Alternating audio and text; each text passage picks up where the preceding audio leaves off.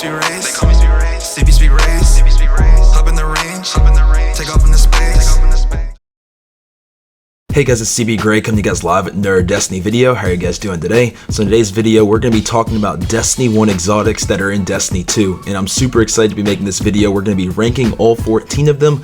And I just want to, before I start, say thank you so much for the support on the other rankings videos that we've done before. The Nightfall one, the Gambit Prime one, as well as the Forge ones.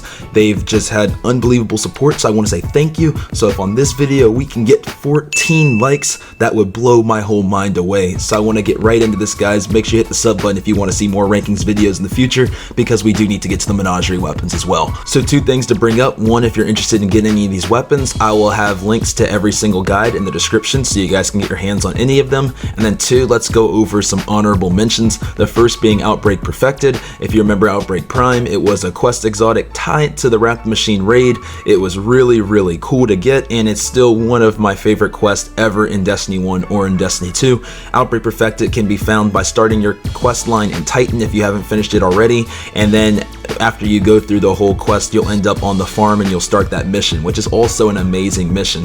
You can also get the Outbreak Perfected Catalyst by completing the heroic version week to week and kind of gaining progress as you go. The next exotic weapon is the Whisper the Worm, and this was derived from two weapons in Destiny 1, the first being the Black Hammer, which was a sniper that you could get in Crota's End, where if you hit 3 headshots, you would automatically have that ammo reloaded, but it wouldn't pull from your reserves. So if you kept hitting 3 headshots, you could keep shooting enemies forever without losing all of your ammo ever, and you'd just be able to shoot forever and ever and ever. The Black Spindle was the exotic version of the Black Hammer, and it was almost exactly the same, only it was an exotic. And the other thing was, if you hit your 3 headshots, it would pull that ammo from your reserves, but you wouldn't have to reload, but essentially you'd eventually lose all of your ammo. So when we come to Destiny 2, the Whisper the Worm at first was kind of the fusion of the two, because A, it was an exotic like Black Spindle, but B, if you hit your 3 headshots, it didn't pull from your reserves like the Black Hammer. So that's why the Whisper the Worm was absolutely god tier for a very long time in this game. But like any exotic that was actually good in this game, it had to receive a nerf, because this is Destiny we're talking about. So the weapon now is very similar to the Black Spindle, where if you hit 3 headshots, it is going to pull that ammo from your reserves. You're not going to have to reload, but it is such a pain because we're so used to not losing ammo, but now we do lose ammo. So eventually you're going to run out of Whisper the Worm ammo if you're continuously shooting headshots to an opponent, whether you hit your headshots or whether you miss them. Now they did give us a little bit of extra ammo so that it can kind of compensate for this, but it's still kind of unfortunate. Either way, still a great weapon. I'd go get it. The final honorable mention is the Crimson Exotic Hand Cannon. This is derived from the exotic pulse rifle, the Red Death, in Destiny 1. They're both high risk, high reward weapons, where if you get a kill, your health is going to start regenerating, so you get rewarded for the amount of risk you take. I think they're both really cool weapons, and the Crimson, if you're hitting a precision shot, you're not going to have to reload your weapon, which is also really cool. Crimson's found itself a lot of use in PvE in situations where you can't die,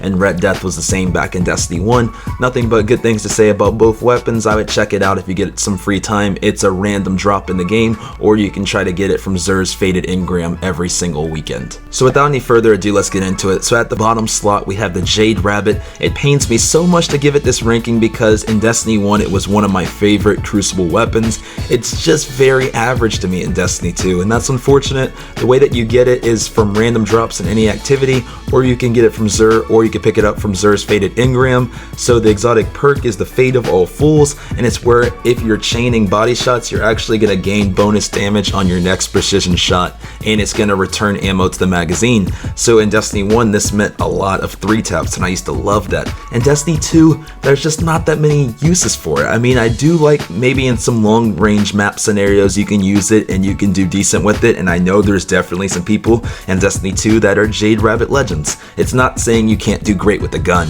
it's just saying that I don't think it's above any other Destiny 1 gun in Destiny 2 at this current moment.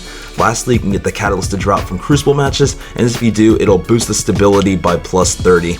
If you pick up the weapon, Try it out, see if you like it, let me know if you disagree with me. Like I said, it's not that I'm hating on the Jade Rabbit because it was one of my favorites in Destiny 1. The next exotic on the list is the A Multitool, and I'm gonna stop you right there. I know what you're thinking. You're thinking this guy does not like exotic scout rifles, and that couldn't be any further from the truth. A Multitool was a gun I loved in Destiny 1, and it was the first exotic I ever got in the Destiny series. From a Nightfall, I still remember it, and I loved it ever since. I used it a lot in Trials back in the day, and to jump over to Destiny 2, I'm not saying that A Multitool is a bad weapon, and I'm not even saying that it didn't have its time where it reigned supreme, because it did. At the beginning of Destiny 2 in the vanilla, A Multitool was the king kinetic weapon to have in your top slot, and the reason why is because the time to kill was a lot slower, so there are a lot less options to use. So a lot of people back in the day always used A Multitool and Uriel's Gift, or A Multitool and Last Hope. So there was a time where everybody had Meta in their kinetic slot. Now, that time has changed and that time has gone, and now I would recommend that you guys use other weapons in those kinetic slots if you're gonna fill it with an exotic that's not A Multitool. And so let's go over its perks. And so the intrinsic perk is that this weapon boosts move speed. So you're gonna be able to move really fast with this in PvE and PvP.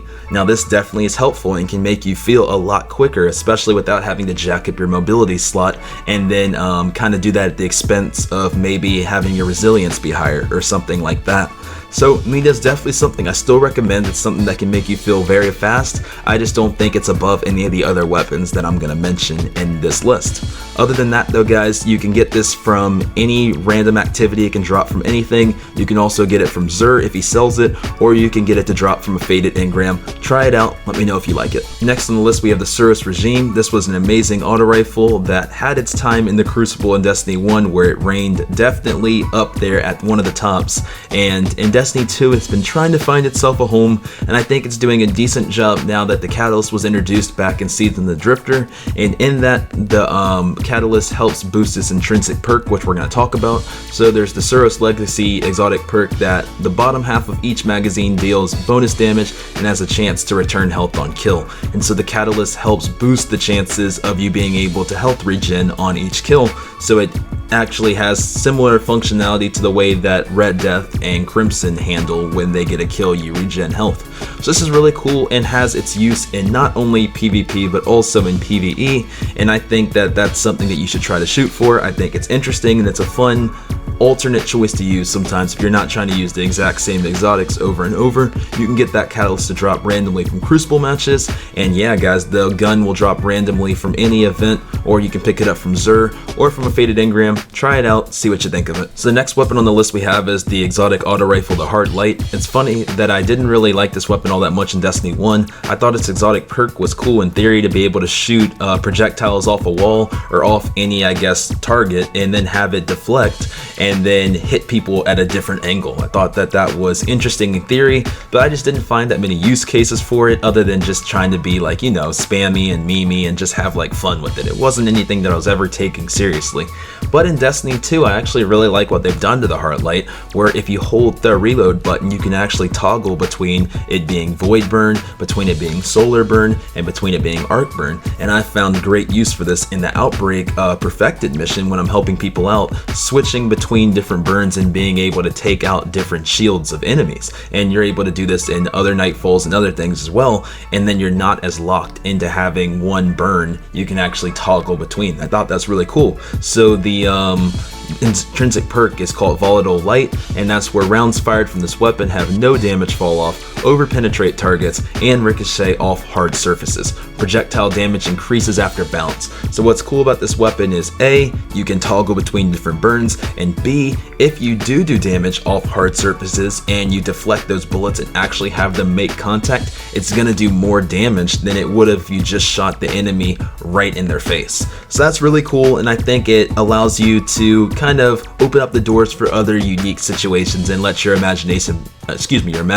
run wild. So I check it out. This is a weapon that I like more in Destiny 2 than Destiny 1, and there's not that many of them that I feel that way. So check it out, let me know what you think. You can get it from Zur from him selling it. You can also get it from the Faded Engram. It can drop anywhere in the world from any activity. And lastly, its catalyst can be obtained by doing strikes, and it can drop randomly from the chest, and it's just going to boost the stability of the weapon. The next weapon on the list is the Queenbreaker Linear Fusion Rifle exotic. I really like this weapon in Destiny 2, and I really liked it a lot in Destiny 1. I loved all of the exotics that were available in House of Wolves. Those were the Queenbreaker, the Dreg's Promise, and the Lord of Wolves, and I was excited to see what this weapon was going to do in Destiny 2. And when it first was introduced, it came in with a bang. It was something that a lot of people enjoyed using in Gambit, and people would invade a lot with it and get kills super easily with it because the stability was great and you were able to just line it up and get headshots very easily. This also translated into Crucible very well,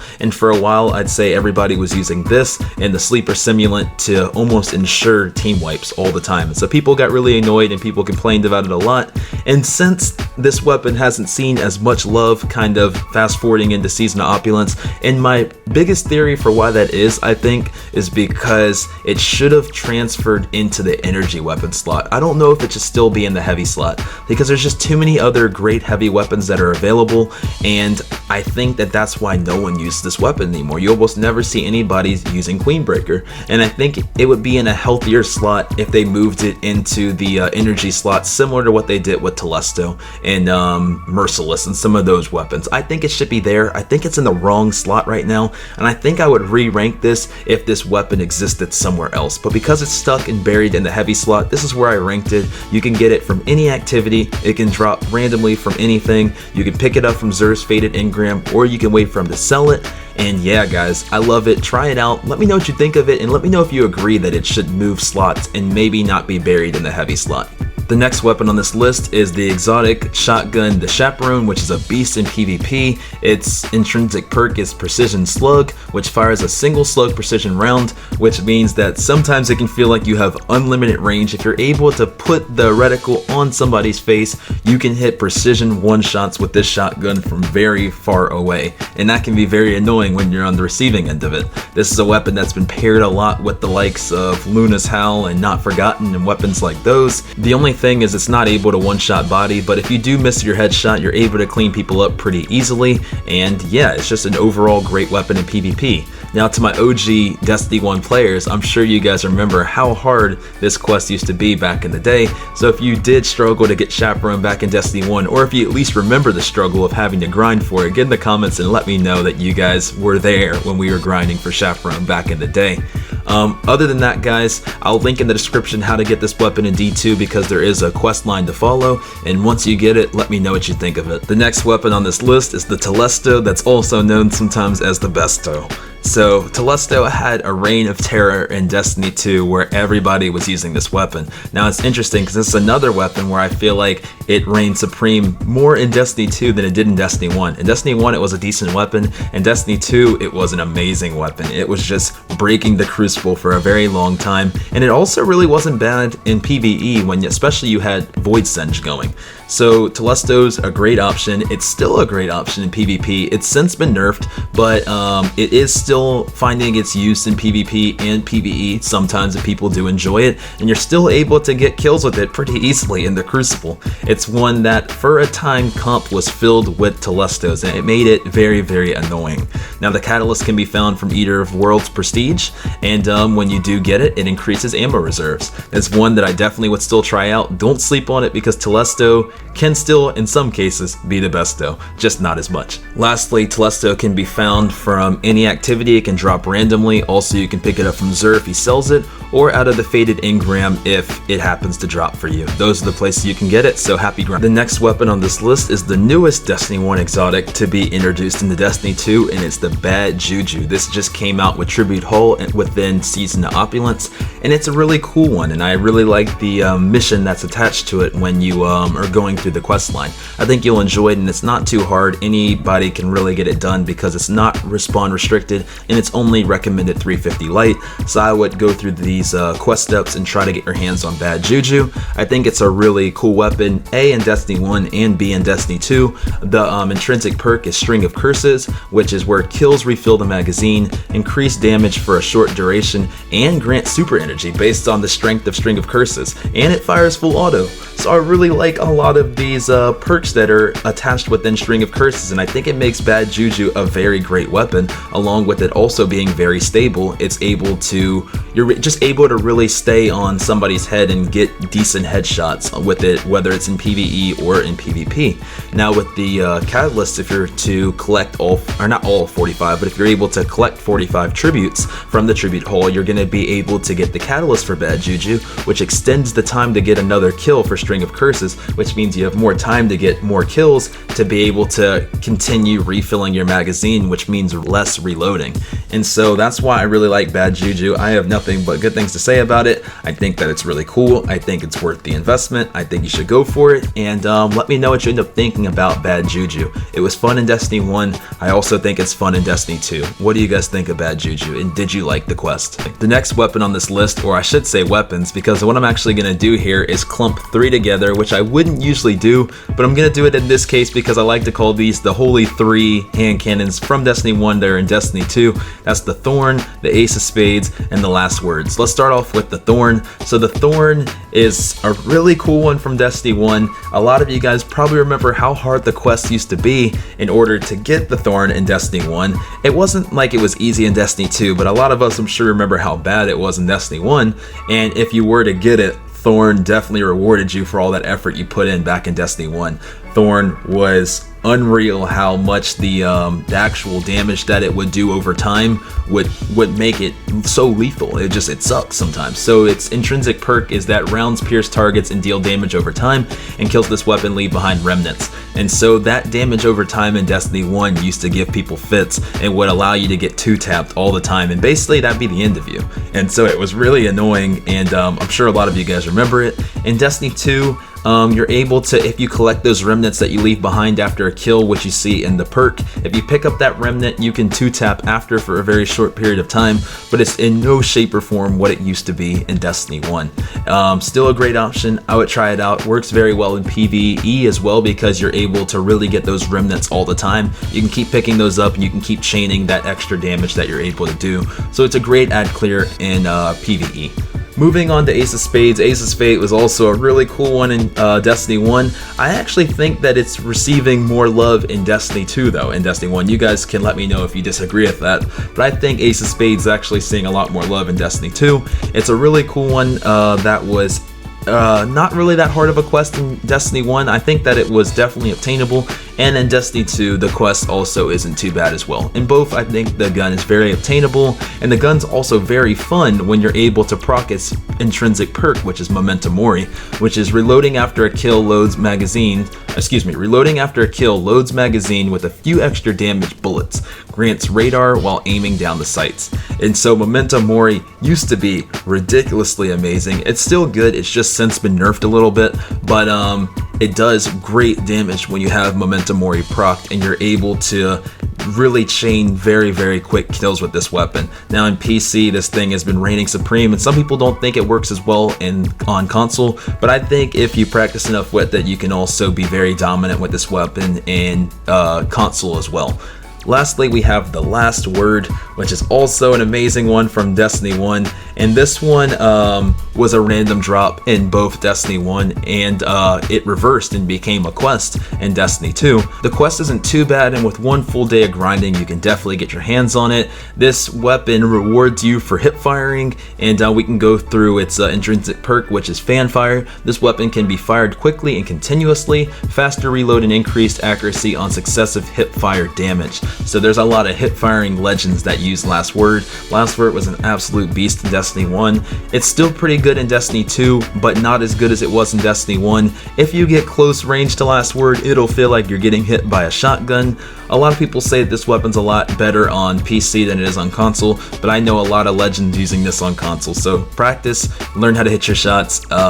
This is a beast in certain people's hands regardless of what system you're on. I'd recommend trying out the Thorn, I'd recommend trying the Ace of Spades, and recommend trying the Last Word, as all three are great kinetic exotic hand cannons. Let me know what you think of all three, and let me know which one you think is the best out of the three of them. So the next weapon on the list is the exotic rocket launcher, the Truth. Now this used to give people nightmares back in Trials back in the day because the tracking was just so good that you would shoot it and this thing would chase you halfway across the world. No matter where you go, no matter where you'd hide, the Truth would find you. The Truth always sets you free, I guess. And so it would set you free in the form of a death. And so this was a very annoying weapon until you were the one using it.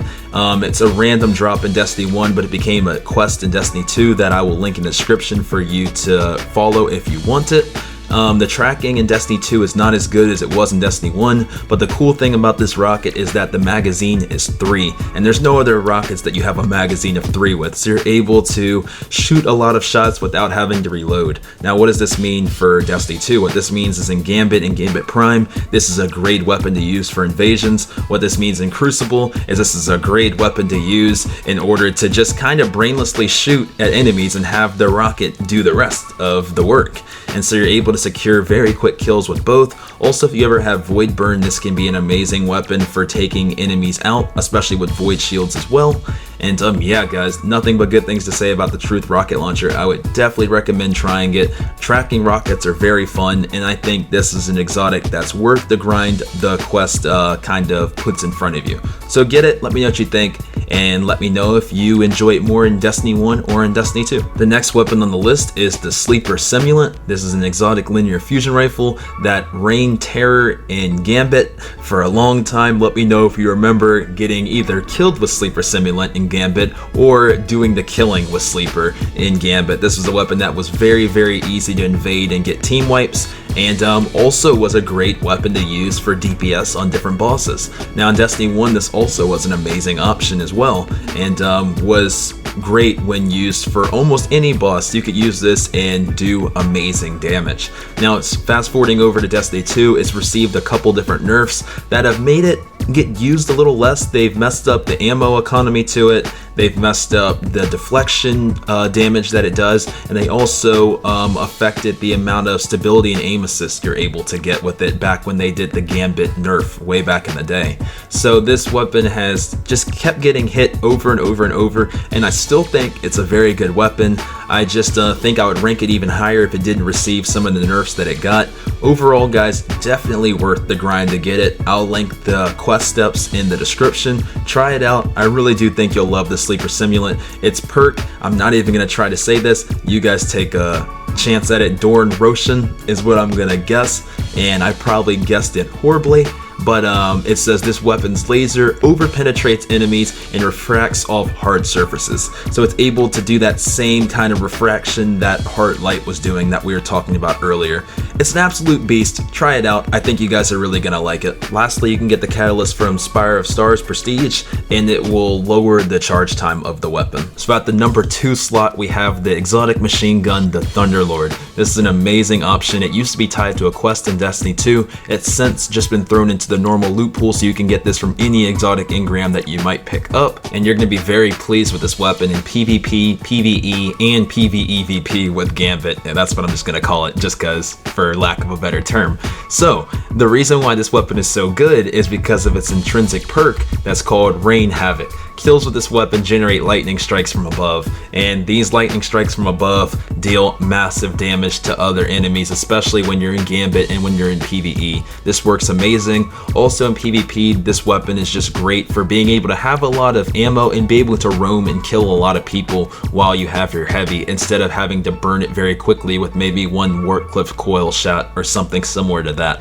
So Thunderlord is amazing. If you remember back in the day in Destiny 1, they also introduced a Solar and Void version of Thunderlord. In Destiny 2, we only have the Arc version, which is somewhat unfortunate, but I think that we're getting some other LMGs introduced into the game that are also very good, whether it's Avalanche or whether for Void you can use Hammerhead. So there's some other great options out there if you don't need an Arc machine gun. But if you need an Arc machine gun, Thunderlord's going to be amazing, especially when you have Arc Burn on. Definitely give it a try. Let me know what you guys think of Thunderlord. Lastly, at the number 1 slot on the list, we have the exotic rocket launcher, the Gallahorn. Okay, I'm done. Sorry, I had to. The Gallahorn's not back in Destiny 2, and I hope it doesn't come back. We have the Lord of Wolves, and it's actually really interesting to be able to give the number 1 slot, at least when I'm recording this, to the Lord of Wolves, which is an energy weapon shotgun that is House of Wolves exotic that was in Destiny 1, and is since now an exotic in Destiny 2 that you can either get from the Spider Bounties or from your Fated Engram. And it's an amazing option. At least it is when I was recording this, because I know a nerf is coming and it probably is going to make it not as great as what it once was. But the Lord of Wolves shotgun is an amazing shotgun in PvE, PvP, and in Gambit as well. The Shrapnel Launcher intrinsic perk fires a powerful short-range burst of solar damage, but the thing is this short-range burst actually has a whole lot of range to it and can be used to melt Gambit and Gambit Prime bosses very quickly. It can be used to kill people very quickly in Crucible, and it can be used in PvE as well. This weapon is amazing in all 3 avenues of the game and does much better damage than I think it ever could have dreamed of doing in Destiny 1. In Destiny 1 it was a decent option, and Destiny 2 is an amazing option. So it feels good to give the number 1 slot to a weapon that's not in the heavy slot, which is cool. And I don't know if this is going to be permanent, but for now I think that being able to pair Lord of Wolves with a heavy weapon is an amazing thing, and allows you to just have DPS levels off the chart. It's just one of those weapons that's up there with like Jotun, where it's just doing damage as if it should be a heavy weapon. In terms of Lord of Wolves being an energy weapon and Queenbreaker's bow being heavy, I don't know how I feel about that. And so we'll see where tuning continues to go as we get closer to Shadowkeep. But for now, I would try Lord of Wolves. A lot of people use it in the Crucible. It destroyed Iron Banner for a lot of people. Let me know if Lord of Wolves destroyed your Iron Banner experience. But other than that, guys, that's what I have to give the number 1 slot to. It's amazing for just about everything in this game right now. So give it a try. Let me know what you think of it, and let me know if it needs a nerf. And with that, guys, that's all of the weapons that we have for Destiny 1 that are in Destiny 2. What did you think of this list? What would you change about the list? Because I know that this is just my opinion, and I realize that everybody else is going to have their own opinions too, and that's okay, because we should not all have the same opinion. So I want you to get in the comment box below and let me know what you would change about this list, and then also let me know what other weapons rankings you guys would like to see. I have Menagerie weapons coming soon, but let me know if there's anything else you'd love me to visit, whether it's the prophecy weapons from way back in Curse of Osiris, or if there's anything else you'd love to see me revisit, let me know in the comments, guys, and let me know if you did enjoy this video. Thank you guys so much. Sub if you want to see more of these, and with that, I'm gonna talk to you guys in the next Destiny video. Thanks, love you guys. My feces equipped, they shots to the lip. Take out the coin, then I flip. Pull out the thorn, then it's ripped. Dragon tattooed on my hip, invading like my name is Zim. Dunking these moves like a rim. Yes, I am harder than Shin, making you pay for your sins. The drift of the 9, yeah, I'm rolling with them. No, I'm not fine, I feel incredible. No, I'm not regular, stand on a pedestal. Joker's wild when he's off of his medicine. For my squad, I go hard like an animal. Body guns, got your head on the reticle, no trust. You need to go level a man down, but no, I'm not giving up. I think that I said enough.